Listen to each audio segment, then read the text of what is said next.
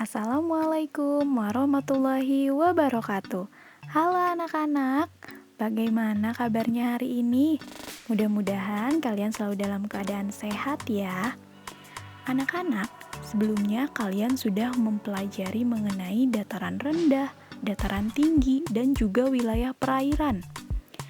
Nah, dari setiap daerah, baik itu di dataran rendah ataupun di dataran tinggi dan juga perairan, menghasilkan sumber daya alam yang sangat berlimpah. Kali ini kita akan belajar mengenai sumber daya alam. Ada yang tahu apa yang dimaksud dengan sumber daya alam? Oke, sumber daya alam merupakan kekayaan alam yang terdapat di bumi. Sumber daya alam dimanfaatkan oleh makhluk hidup untuk memenuhi kebutuhan hidupnya. Sumber daya alam juga dapat berupa benda mati atau makhluk hidup. Tahukah kalian, ada berapa jenis sumber daya alam? Sumber daya alam terbagi ke dalam dua jenis. Ada sumber daya alam yang dapat diperbaharui, ada juga sumber daya alam yang tidak dapat diperbaharui. Nah, coba kita cari tahu satu-satu ya.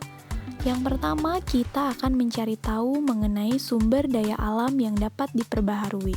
Sumber daya alam yang dapat diperbaharui merupakan sumber daya alam yang dapat dibudidayakan atau dikembangbiakan. Contohnya seperti tumbuhan, hewan, air, tanah, dan udara. Kemudian, sumber daya alam yang diperoleh dari wilayah daratan yang dapat diperbaharui diantaranya ada sumber daya pertanian, perkebunan, dan juga peternakan. Hasil-hasil dari pertanian, perkebunan, dan peternakan merupakan hasil sumber daya alam. Hasilnya dapat berupa padi, jagung, kayu, pisang, ikan, ayam, sapi, kambing, bebek, dan berbagai tumbuhan serta hewan lainnya. Kemudian, sumber daya alam yang diperoleh dari wilayah dataran tinggi yang dapat diperbaharui diantaranya ada sumber mata air, kemudian pertanian, perkebunan, flora, dan fauna. Hasil sumber daya alam yang diperoleh dari wilayah dataran tinggi yaitu teh, kopi, sayuran seperti kubis, kentang, wortel, buah-buahan seperti stroberi, apel, jeruk, dan air bersih. Selain itu, di dataran tinggi juga terdapat tumbuhan endemik seperti edelweiss dan hewan langka yang dilindungi seperti cendrawasih. Berikut ini merupakan gambar hasil sumber daya alam yang ada di daerah dataran tinggi. Selanjutnya, sumber daya alam yang dapat diperbaharui yang dihasilkan atau diperoleh dari wilayah perairan yaitu tumbuhan yang hidup di air, perikanan, dan juga air. Hasil sumber daya alam yang diperoleh berupa eceng gondok, rumput laut, dan berbagai jenis ikan serta air. Baiklah anak-anak, kita sudah mengetahui bagaimana sumber daya alam dan juga hasil sumber daya alam yang dapat diperbaharui dari dataran rendah, dataran tinggi, dan juga wilayah perairan.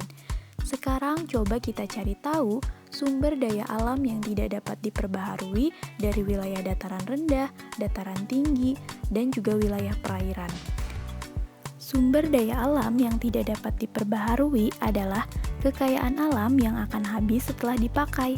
Sebagian besar sumber daya alam yang tidak dapat diperbaharui berupa barang tambang. Nah, sekarang coba kita cari tahu hasil sumber daya alam yang tidak dapat diperbaharui dari wilayah dataran rendah, dataran tinggi, dan juga wilayah perairan. Hasil sumber daya alam yang tidak dapat diperbaharui di dataran rendah diantaranya ada emas dan perak, kemudian batu bara, ada juga biji besi.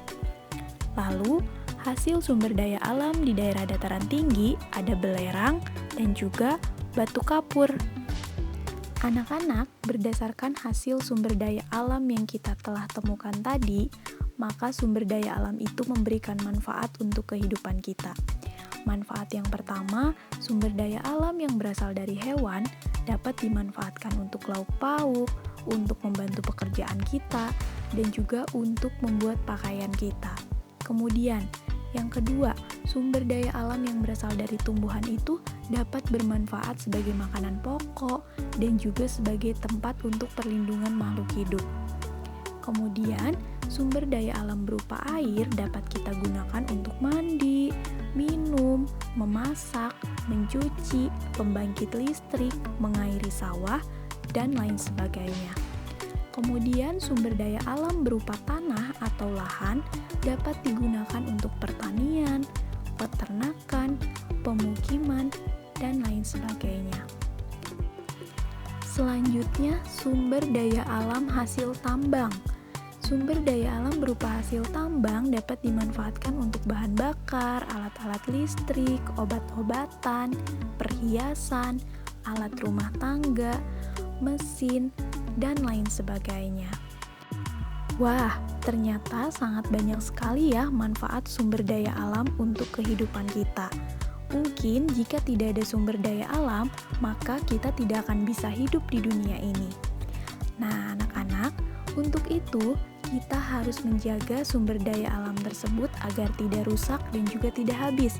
Caranya dengan tidak menggunakan sumber daya alam secara berlebihan, kemudian selalu menjaga lingkungan di daerah sekitar kita, melestarikan flora dan fauna yang ada. Kita juga bisa melakukan reboisasi. Kemudian kita juga harus membuang dan mengelola sampah dengan sebaik mungkin agar sumber daya alam kita tetap terjaga. Baiklah anak-anak, mudah-mudahan kalian sudah mengerti mengenai materi sumber daya alam yang telah dijelaskan, dimulai dari jenis sumber daya alam, kemudian tadi hasil sumber daya alam dari daerah dataran rendah, dataran tinggi, dan juga wilayah perairan. Dan kalian juga tadi sudah belajar mengenai bagaimana manfaat sumber daya alam bagi kehidupan, serta bagaimana cara menjaga sumber daya alam agar tetap ada di sekitar kita. Terima kasih, sampai jumpa lagi.